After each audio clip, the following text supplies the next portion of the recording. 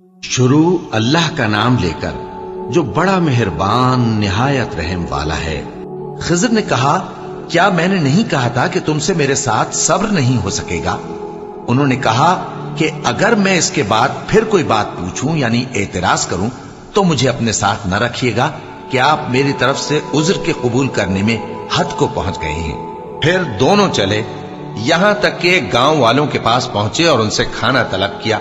انہوں نے ان کی ضیافت کرنے سے انکار کیا۔ پھر انہوں نے وہاں ایک دیوار دیکھی جو گرا چاہتی تھی تو خضر نے اس کو سیدھا کر دیا۔ موسیٰ نے کہا کہ اگر آپ چاہتے تو ان سے اس کا معاوضہ لے لیتے تاکہ کھانے کا کام چلتا۔ خضر نے کہا کہ اب مجھ میں اور تم میں علیحدگی، مگر جن باتوں پر تم صبر نہ کر سکے میں ان کا تمہیں بھید بتائے دیتا ہوں کہ وہ جو کشتی تھی غریب لوگوں کی تھی جو دریا میں محنت کر کے یعنی کشتیاں چلا کر گزارا کرتے تھے، اور ان کے سامنے کی طرف ایک بادشاہ تھا جو ہر اچھی کشتی کو زبردستی چھین لیتا تھا، تو میں نے چاہا کہ اسے عیبدار کر دوں تاکہ وہ اسے غصب نہ کر سکے۔ اور وہ جو لڑکا تھا اس کے ماں باپ دونوں مومن تھے۔ ہمیں اندیشہ ہوا کہ وہ بڑا ہو کر بد کردار ہوگا تو کہیں ان کو سرکشی اور کفر میں نہ پھنسا دے، تو ہم نے چاہا کہ ان کا پروردگار اس کی جگہ ان کو اور بچہ عطا فرمائے جو اخلاقی پاکیزگی میں بہتر اور محبت میں زیادہ قریب ہو۔ اور وہ جو دیوار تھی سو 2 یتیم لڑکوں کی تھی جو شہر میں رہتے تھے، اور اس کے نیچے ان کا خزانہ دفن تھا، اور ان کا باپ ایک نیک آدمی تھا۔ تو تمہارے پروردگار نے چاہا کہ وہ اپنی جوانی کو پہنچ جائیں اور پھر اپنا خزانہ نکالیں۔ یہ تمہارے پروردگار کی مہربانی ہے، اور یہ کام میں نے اپنی طرف سے نہیں کیے، یہ ان باتوں کی حقیقت ہے جن پر تم صبر نہ کر سکے۔ اور تم سے ذوالقرنین کے بارے میں دریافت کرتے ہیں، کہہ دو کہ میں اس کا کسی قدر حال تمہیں پڑھ کر سناتا ہوں۔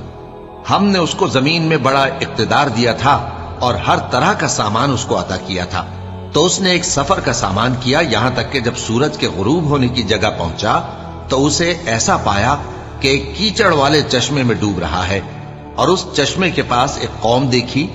ہم نے کہا ذوالقرنین تم ان کو خواہ تکلیف دو خواہ ان کے بارے میں بھلائی اختیار کرو، دونوں باتوں کی تم کو قدرت ہے۔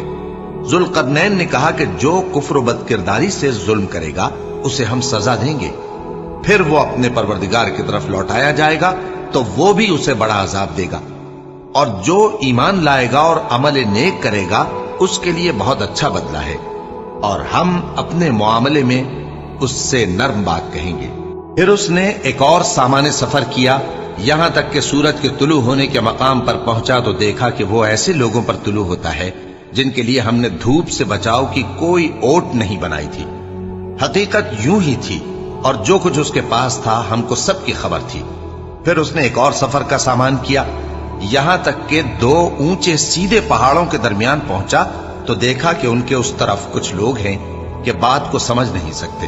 ان لوگوں نے کہا کہ اے ذوالقرنین، یاجوج اور ماجوج اس علاقے میں فساد کرتے رہتے ہیں، بھلا ہم آپ کے لیے خرچ کا انتظام کر دیں کہ آپ ہمارے اور ان کے درمیان ایک دیوار کھینچ دیں۔ ذوالقرنین نے کہا کہ خرچ کا جو مقدور اللہ نے مجھے بخشا ہے وہ بہت اچھا ہے، تم مجھے قوت بازو سے مدد دو، میں تمہارے اور ان کے درمیان ایک مضبوط رکاوٹ بنا دوں گا۔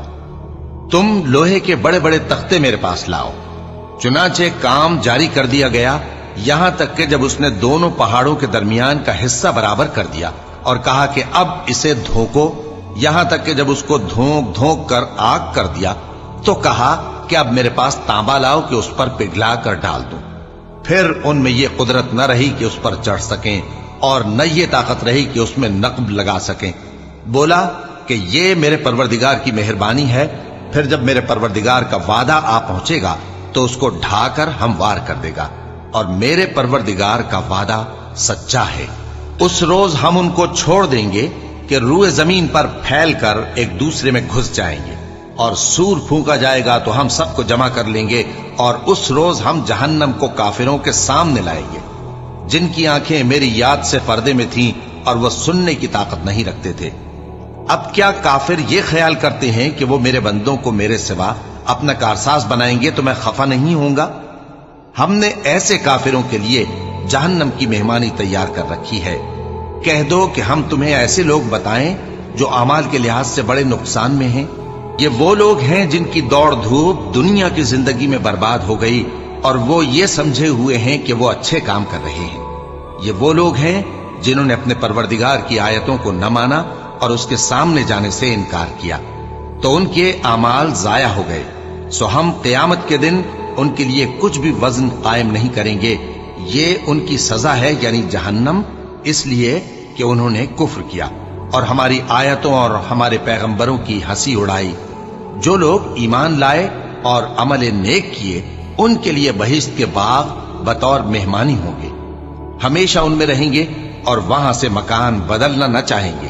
کہہ دو کہ اگر سمندر میرے پروردگار کی باتوں کے لکھنے کے لیے روشنائی ہو تو قبل اس کے کہ میرے پروردگار کی باتیں تمام ہوں سمندر ختم ہو جائے، اگرچہ ہم ویسا ہی اور اس کی مدد کو لائیں۔